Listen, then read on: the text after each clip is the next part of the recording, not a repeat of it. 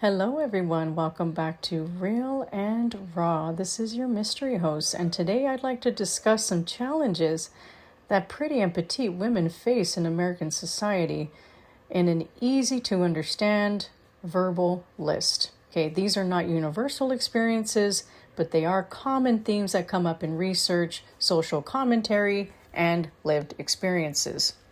Category number 1. Social and interpersonal challenges. These are the following under that category. Being underestimated or infantilized. People may assume that pretty and petite women are younger, less capable, or less authoritative simply because of their size or appearance. Next thing, not being taken seriously in professional settings. Petite women often report being talked over, dismissed, or assumed to be in junior roles even when they're not. I personally have not experienced this, but doesn't put it past me that this has definitely happened to some people. Next thing, assumptions of weakness or fragility. Others may assume they need protection or can't handle physically or mentally demanding tasks. Perception is an interesting thing. The way that someone perceives you sometimes determines how they treat you.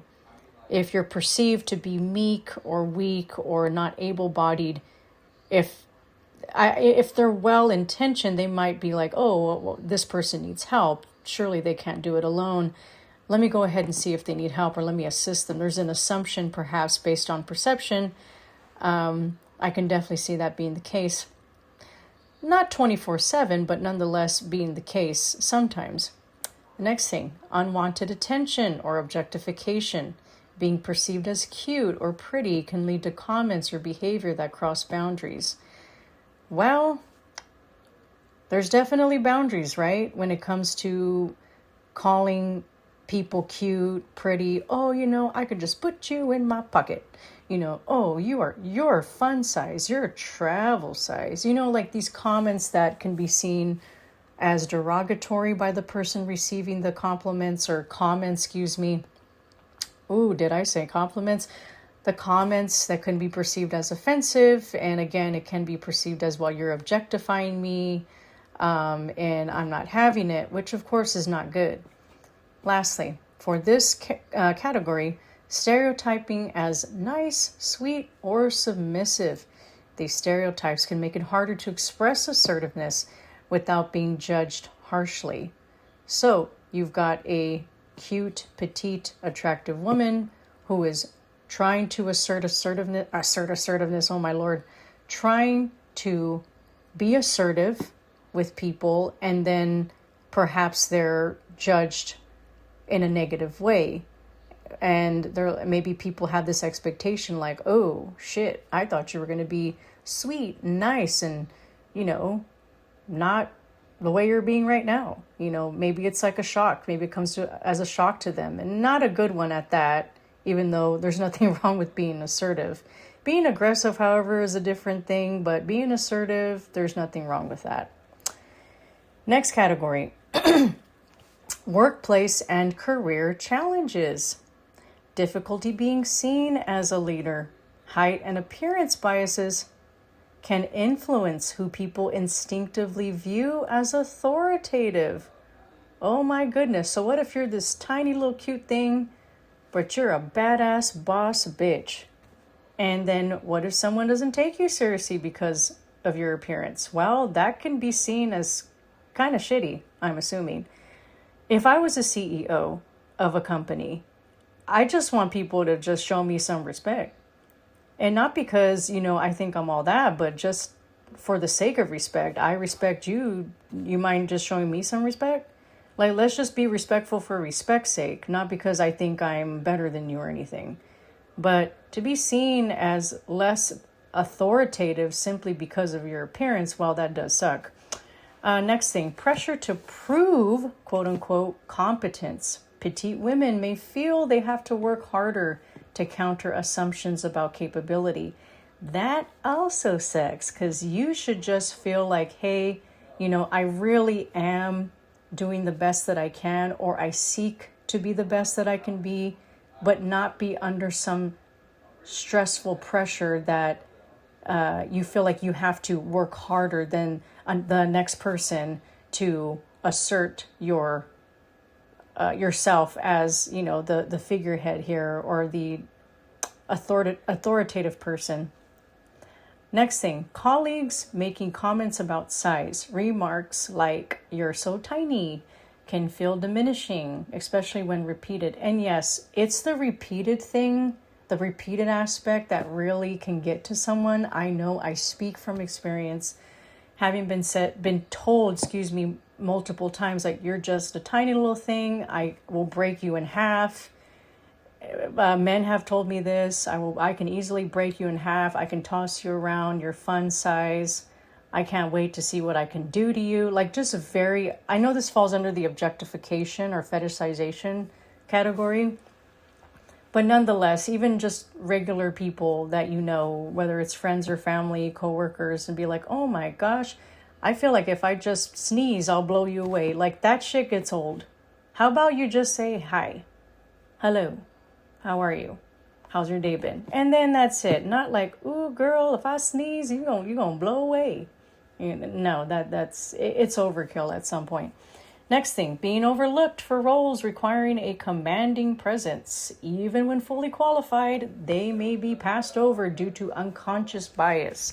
It's the unconscious bias aspect that's really a bitch here, because you should be seen as worthy because you're fully qualified, not because of how you look. Whether or not you're big, small, short, tall, ugly, pretty, if you're competent and you're qualified, really that's what should matter here, for whatever role you're trying to get, or for whatever role someone's trying to seek out. If they know that the competence is there, they're well qualified for the position, then that's what should be the determining factor, not that, the things that I just said. Next category, social dynamics and relationships. People assuming that they're younger than they are. This can affect dating, social interactions, and even how strangers speak to them. I have been told numerous times that I look at least 10 years younger than my actual age. And yeah, I'm grateful, because I'm pushing 40. So yeah, I'm grateful for that. But again, I wonder, because I really haven't had too much negative experiences. The dating thing, I'm just trying to put one example out there without taking too much time.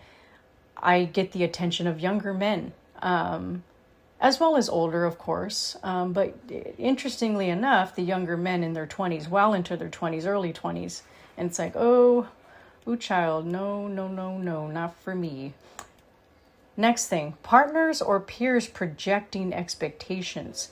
Some may expect them to be more passive, dependent, or cute, quote unquote, rather than assertive or bold. That is not a healthy expectation. I think, again, you should just see them as people, and show them respect as just another, from one person to another. You shouldn't have expectations that you should be like submissive if you were a certain race, or if you have a certain look to you. I think that takes away that person's power when that's not warranted. Next thing, difficulty setting boundaries without backlash. When someone, in particular a pretty and petite woman, when that person is stereotyped as gentle or harmless, their firm boundaries can be met with surprise or even resistance. Because again, there's that expectation that you're going to be a certain way. And when you show them to be quite the opposite, then people are like, "Oh shit, like, I didn't see this coming," or "How dare you?" Which is not fair to the person that's being assertive or having firm boundaries simply because of the way that they look. Lastly, this is the last category, internal and emotional impact. Feeling pressure to maintain a certain image. Being labeled as pretty can create expectations around appearance and behavior. So that's kind of got to be a bit of a chokehold for the person feeling that pressure. You know, oh shit, I gotta look a certain way, perhaps, you know, or else, you know, I'm not going to be treated a certain way, or I'm not going to be held at this standard, or whatever it is. I can't speak for people, but again, being labeled pretty can create expectations around appearance and behavior. The next thing, frustration with constant comments about size. That has definitely been a thing for me. Even well-intentioned remarks can feel repetitive or intrusive. And again, I want to verbally circle repetitive here because, again, it gets old. And last but not least, navigating the tension between visibility and invisibility. They may receive attention for their looks, but feel overlooked for their abilities. So it's all good and dandy to get beautiful comments, wonderful compliments about your appearance. I get it. Oh, you look so pretty. You are body goals. Your body is T, or oh my gosh, you're so goddamn pretty. Whatever it is. But again, feeling overlooked for your abilities. So you're all that in a bag of chips, right? In terms of appearance, but you're more than that. You have, you know, very strong intellectual abilities. Maybe you're very witty. Maybe you're very clever. Maybe you're an awesome problem solver. Maybe you're very skilled in a certain thing, and only to have that overlooked by appearance, that certainly has to be a figurative slap in the face. I'm more than certain. Absolutely. Because people want to be seen, well, I'd say a significant number of people want to be seen for who they are rather than for what they look like. What they look like is part of them, of course, but it's like there's so much more than the outside appearance. But that's pretty much it, folks. I really do appreciate you tuning in and listening. Sorry it's been a while. I look forward to making some more videos soon. Take care.